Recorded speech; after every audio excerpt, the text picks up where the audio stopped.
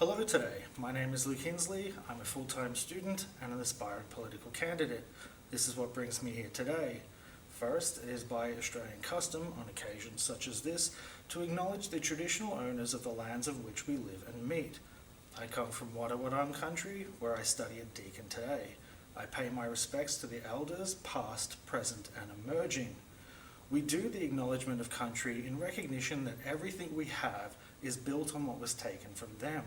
We stole their land, we stole generations of their children, we stole whatever future their civilization may have become, and there has been no reconciliation.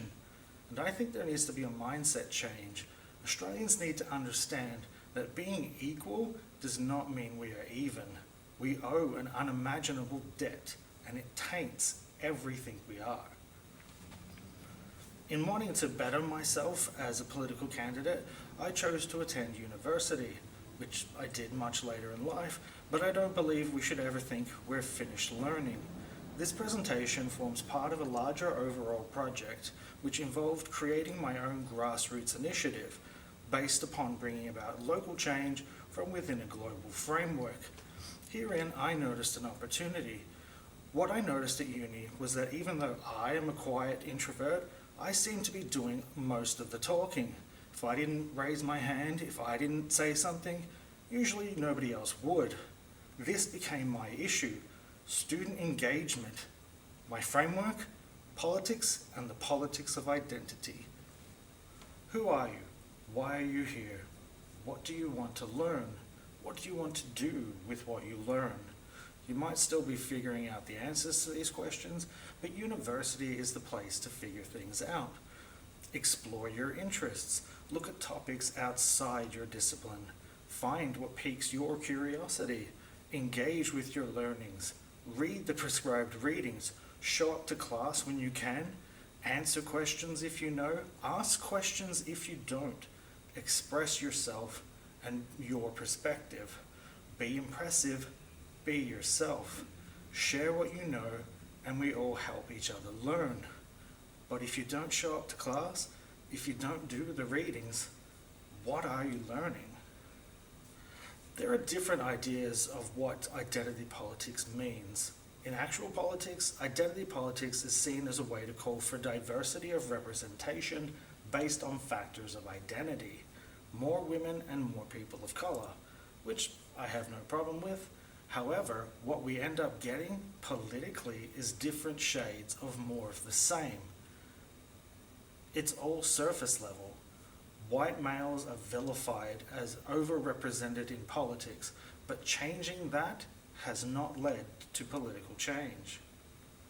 My ideologies are different. I've worked mostly in retail, and what I've learned from that is that the people at the top are detached from the reality of ground level. And there's a big difference between a manager and a leader. When a task needs to be done, a manager is there to delegate the task to someone else, because they don't work for their money, you work for their money. As where a leader will get their hands dirty working side by side with you. When issues arise, leaders look for solutions, whereas managers will just wait for someone higher up the food chain to tell them what to do. I will be a different kind of candidate. Part of what makes me different, I believe, is my generation. Millennials had a unique perspective on human development. We grew up during the transition to the new millennium, but an even greater transition was taking place at this time: the transition from analog technology to digital. For all human history, technology had gears and moving parts, but digital technology is greater than the sum of its parts, some of which have none moving at all. Millennials were born into the analog world. We understand its value better than the generations that come after. We grew up during the transition, so we understand the digital world better than the generations before us. We understand that analog world solutions don't work in the digital world. They are not compatible. They don't work anymore. Millennial leadership could bridge the generational divide. It is this change in mindset that I want to bring to government. The acknowledgement of country relates to the colonial era of Australia. which we think of as the past, but the reality is Australia is still a colony. We are sub-imperial power. We are the UK's guard dog and the US's lapdog. They say jump, we don't ask how high, we just start jumping and await further instructions. There is no greater example of this than AUKUS. Billions of Australian tax dollars are being sent offshore for nuclear-powered submarines that there is no guarantee we will get. Any technology developed as part of this deal by default belongs to the US and will even be storing their nuclear waste on our soil.